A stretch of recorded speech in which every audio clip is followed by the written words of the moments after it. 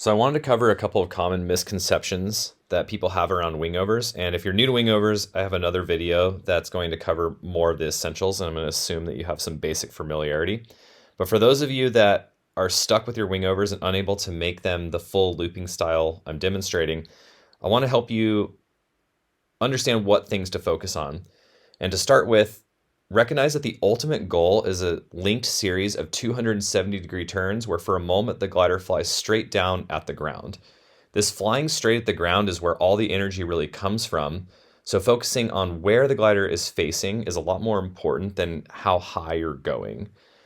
And it's also important to understand that there are multiple phases of the wingover, that in the beginning, as the turns are small, the things you're focusing on and the way you're performing the inputs actually changes as the wingover grows. It ends up leading people astray where they try to apply the timing and principles of a full power looping style wingover to a early or intermediate stage wingover where those inputs differ.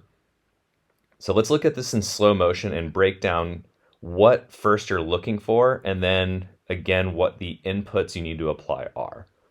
In the initial first phase of a wingover, most of the motion is in roll only, and the wing stays basically above the horizon at all times. You're going to at first pay attention only to the roll motion, and you're going to look for when the maximum roll has been achieved, and using that as your timing to know when to switch. So I'm going to start off with a right turn. You're going to see the glider reach its maximum roll to the right, and then an immediate reversal of inputs to the left.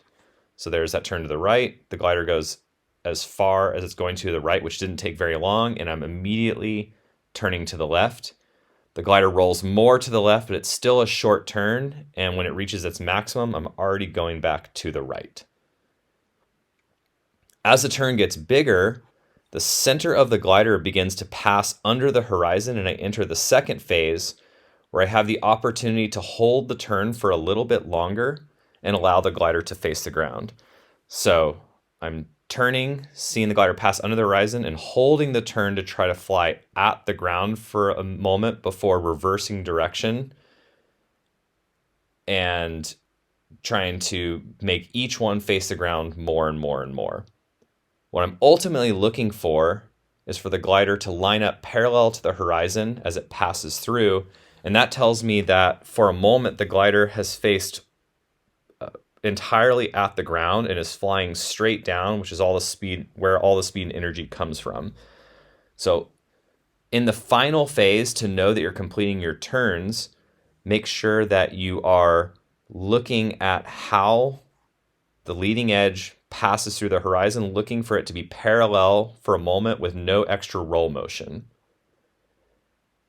And when this is happening, those 270-degree turns will be occurring automatically because every turn has a brief period where you're facing straight down, and that speed and energy is what allows the maneuver to remain energetic and keeps the line's tension and keeps the glider pressurized, and is what ultimately makes it safe.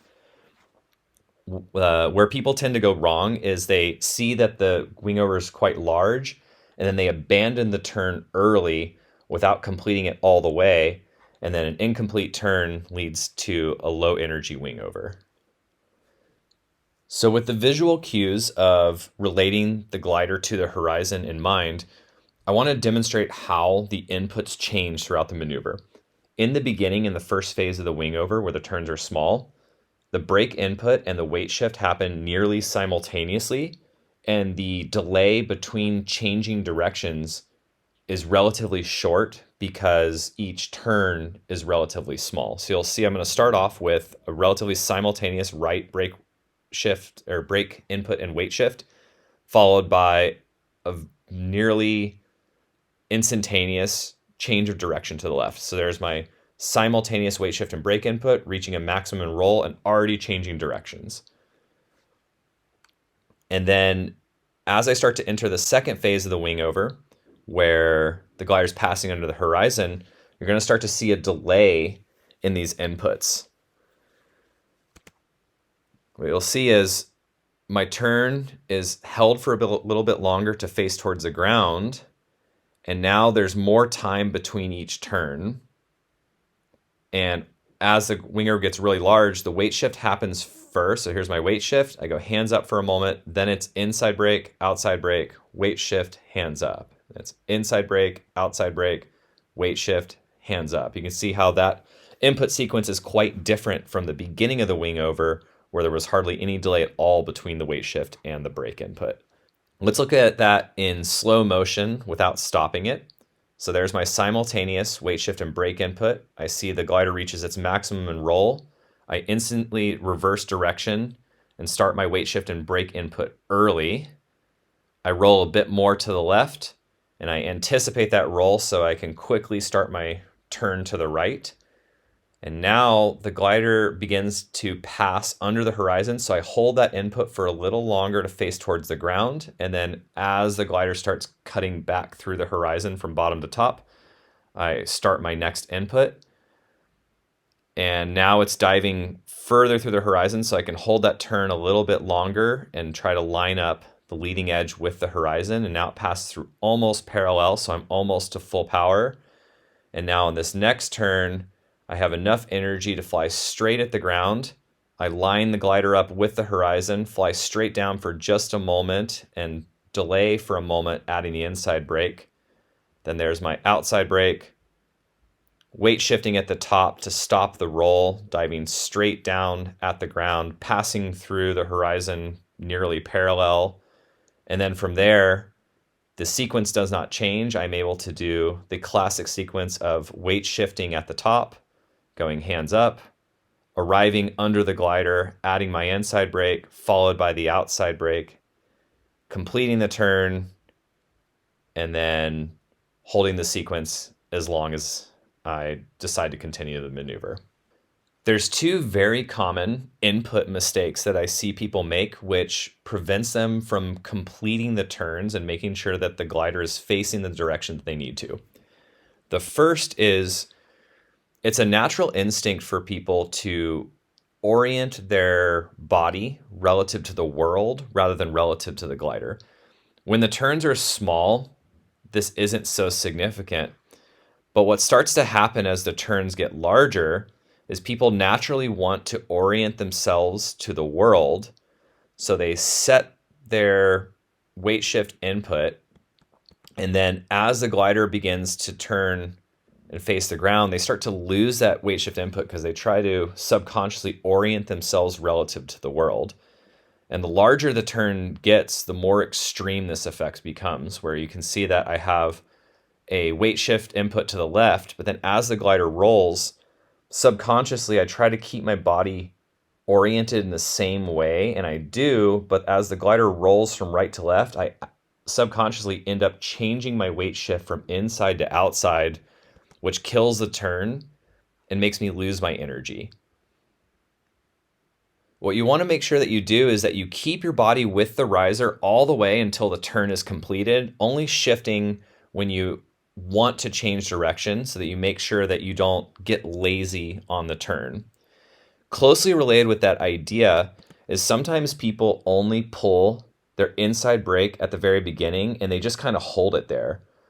In order to help you complete the turn, make sure when you're adding that inside brake, you continue adding more brakes on both sides throughout the duration of the turn. And you're mostly watching the glider to make sure that you line it up and focus on getting that glider parallel to the horizon on every turn as soon as possible. If ever you're unsure about when to turn, it's always better to err on the side of turning a little too early rather than too late. And when you see that the glider never makes it to crossing parallel with the horizon, you know that you under-rotated the turn. And anytime you under-rotate, err on the side of starting your next turn early so you give yourself time to complete the next turn. And then once you get to face parallel to the horizon, then you can start to play with the timing a little bit and steering the glider so that it flies straight down at the ground with no roll, parallel to the horizon, going to pure pitch on every turn. So hopefully this gives you a better idea of what to pay attention in the wingover. In closing, the key points are Pay attention to how the glider is cutting through the horizon, particularly how it cuts through angle-wise as it passes from below to above, and use that to inform yourself on the timing.